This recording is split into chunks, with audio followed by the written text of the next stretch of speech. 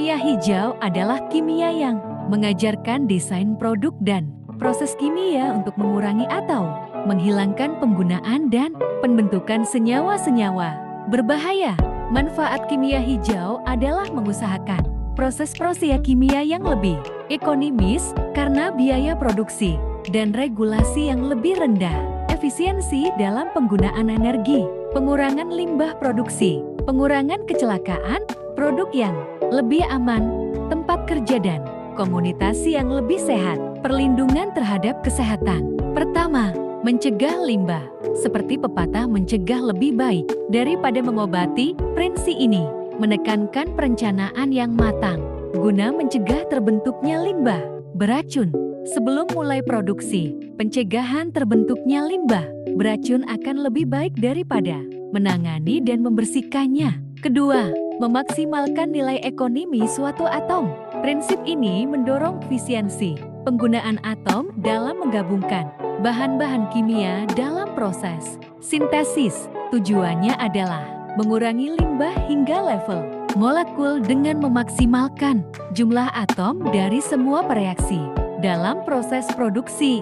Ketiga, sintesis kimia yang berbahayanya sedikit sebagaimana yang pertama. Prinsip ini menyokong penggunaan bahan kimia yang tidak atau kurang berbahaya.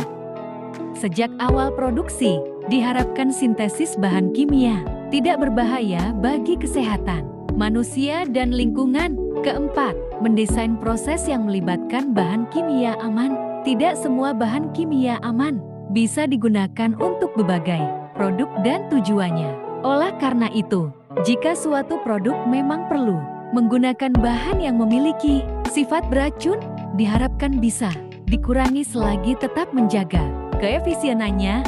Kelima, menggunakan pelarut dan kondisi reaksi yang lebih aman.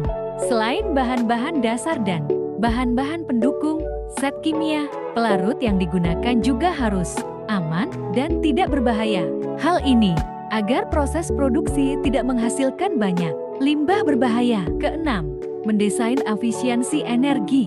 Prinsip ini menekankan keberlanjutan dari produksi sehingga dalam perkembangannya energi yang digunakan atau dikeluarkan harus lebih efisien. Maka itu, reaksi kimia yang dipilih adalah terkecil energinya. Ketujuh, menggunakan bahan baku terbarukan.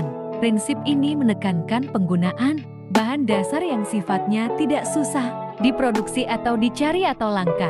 Prinsip ini juga mengedepankan pemakaian bahan produk yang dapat diperbarui supaya meminimalisir risiko kerusakan lingkungan. Kedelapan, mengurangi bahan turunan kimia.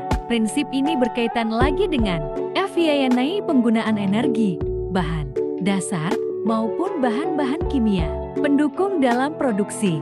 Tujuannya mencegah limbah berlebih dan berbahaya. Kesembilan, menggunakan katalis untuk efektivitas. Katalis adalah zat yang mempercepat atau memperlambat reaksi kimia. Katalis digunakan untuk bisa meminimalkan energi dan meningkatkan efisiensi. Kesepuluh, mendesain bahan kimia dan produk yang terdegradasi setelah digunakan. Prinsip ini didasari harapan bahwa produk-produk bahan kimia dirancang untuk bisa mudah terdegradasi menjadi limbah yang tidak berbahaya.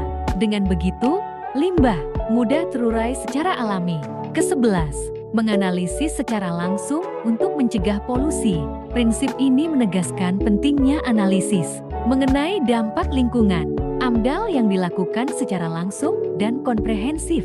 Tujuannya untuk bisa merancang sistem produksi yang minim bahkan tanpa polusi atau limbah. Kedua belas, mencegah potensi kecelakaan. Bahan kimia yang digunakan harus aman dengan risiko kecelakaan minim.